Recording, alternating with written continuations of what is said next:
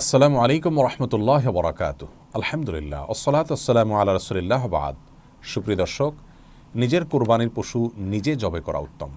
রাসূল আকরাম সাল্লাল্লাহু আলাইহি সাল্লাম তাঁর কোরবানির পশু তিনি নিজে জবাই করেছেন। এর মাধ্যমে ত্যাগের বিষয়টিও খুব ভালোভাবে বাস্তবায়িত হয়।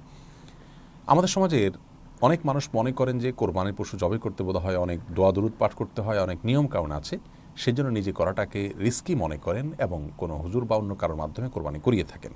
সন্দেহ নেই, অন্য কারোর মাধ্যমে কোরবানি করালেও কোরবানি বিশুদ্ধ হয়ে যাবে, কিন্তু নিজে হাতে করাটা যেহেতু বেশি উত্তম, সেজন্য আজ আমরা খুব সহজে আপনার কোরবানি পশু আপনি কীভাবে জবাই করবেন সে বিষয়টি শেয়ার করবো ইনশাআল্লাহ তাআলা। কোরবানির পশুর জবে এবং কোরবানি বিশুদ্ধ হওয়ার জন্য আপনাকে মৌলিকভাবে দুটি কাজ করতে হবে। প্রথম কাজ হলো বিসমিল্লাহি আল্লাহু আকবার বলে আপনি জবাই করবেন, আল্লাহর নাম নিয়ে জবাই করবেন, এটা হলো প্রথম কাজ। আর দ্বিতীয় কাজ হলো কোরবানির পশুর খাদ্যনালী, শ্বাসনালী এবং দুই পাশের চিকন দুটি নালী, এগুলো কাটা গেল কিনা সেটি আপনি নিশ্চিত করবেন। খাদ্যনালী, শ্বাসনালী এগুলো অপেক্ষাকৃতভাবে একটু পুরু হয়ে থাকে, মোটা হয়ে থাকে, বড় হয়ে থাকে, আর বাকি যে দুই পাশের দুটি সরু নালী থাকে সেগুলো আপনি কাটবেন। এটুকু যদি আপনি নিশ্চিত করেন তাহলে আপনার কোরবানি বিশুদ্ধ হয়ে গেল আলহামদুলিল্লাহ। এর পাশাপাশি যদি সম্ভব হয় বিসমিল্লাহি আল্লাহু আকবার বলার পর আল্লাহুম্মা মিনকা ওয়ালাক বলবেন, তাহলে উত্তম হবে, কারণ নবী করিম সাল্লাল্লাহু আলাইহি ওয়াসাল্লাম এটি বলেছেন। এর অর্থ হলো বিসমিল্লাহি আল্লাহু আকবার, আল্লাহ আপনার নামে শুরু করছি এবং আপনি বড়, আপনি মহান, আল্লাহ মহান। এরপরে আল্লাহুম্মা মিনকা ওয়ালাকের অর্থ হলো আল্লাহ আপনার পক্ষ থেকেই এই পশু আমি প্রাপ্ত হয়েছি এবং আপনার উদ্দেশ্যে এটিকে আমি নিবেদন করছি। এটুকু বলার পর আপনার পক্ষ থেকে আপনি কোরবানি করে থাকলে বলবেন আল্লাহ এটিকে আমার পক্ষ থেকে কোরবানি হিসাবে কবুল করে নিন, এরপর আপনি সুচারণা করবেন, ব্যাস আপনার কোরবানি হয়ে গেল। আর যদি আপনার সাথে অন্য ভাগিদাররাও থাকে তাহলে সেক্ষেত্রে আপনার নামের পাশাপাশি তাদের নামগুলো উল্লেখ করে বললেন আল্লাহ অমুক অমুকের তরফ থেকে আপনি এটিকে কোরবানি হিসেবে কবুল করে নিন, এরপর আপনি পরিচালনা শুরু করলেন, এর মাধ্যমে আপনার কোরবানি বিশুদ্ধ হয়ে গেল। কোনো কারণে যদি ভাগিদারদের নামের তালিকা প্রস্তুত না থাকে তাহলে কোনো অসুবিধা নেই, আপনি শুধু এটুকু বললেন আল্লাহ এটি আমাদের সবার তরফ থেকে, আমরা যারা এটি কোরবানি নিয়ত করেছি আপনি ভালো জানেন, তাদের তরফ থেকে আপনি কবুল করেন কোরবানি হিসাবে, এইভাবে বলে আপনি পরিচালনা করলেও কোরবানি হয়ে যাবে। সহিহ মুসলিম হাদিসে আসছে নবী করিম সাল্লাল্লাহু আলাইহি সাল্লাম তার কোরবানির পশু জবাই করার সময় তিনি বলেছেন বিসমিল্লাহি আল্লাহু আকবার আল্লাহুম্মা মিনকা ওয়ালাক।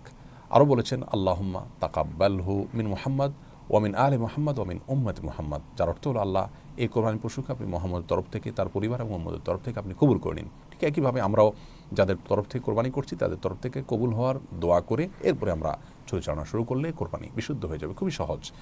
কোরবানির পশুকে কোন দিকে শোয়াতে হবে, এর উত্তর হলো যে কেবলার দিকে পা দিয়ে শোয়াতে হবে এবং পশুর বাম কাঁধে তাকে ফেলতে হবে, শোয়াতে হবে। এর মাধ্যমে জবাই করাটা সহজ হয়, সুবিধাজনক হয়, কিন্তু এটি আবশ্যক নয়। অন্য কোনো দিকে যদি আপনি ফিরিয়ে জবাই করেছেন বা জবাই করতে গিয়ে অন্য কোনো দিক ফিরে গেছে এবং সেদিকে জবাই হয়ে গেছে, তাতেও জবাই বিশুদ্ধ হয়ে যাবে, কোরবানি বিশুদ্ধ হয়ে যাবে, টেনশনের কোনো কারণ নেই। তবে কেবলার দিকে পাও দিয়ে এবং পশুর বাম কাঁধে ফেলে যদি জবাই করা হয় সেটা অধিকতর উত্তম, জবাই করার সুবিধা হয় সেজন্য। আর এর পাশাপাশি জবাই করার ক্ষেত্রে কয়েকটা বিষয় খেয়াল করতে হবে। প্রথমত চাকু খুব ভালো করে ধার দিয়ে নিতে হবে।